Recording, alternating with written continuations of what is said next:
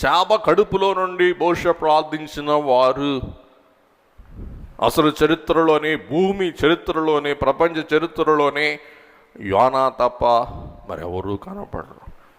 అంటే ఇక్కడ గ్రహించవలసిన విషయం ఏంటంటే, చేప కడుపులో కూడా దేవుని సన్నిధి ఉన్నది.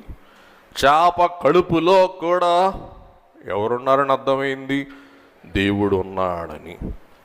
అందుచేత మనం పదే పదే చెప్పుకుంటూ ఉన్నాం కదా 2 నెలలుగా, దేవుడు లేని చోటు లేదు.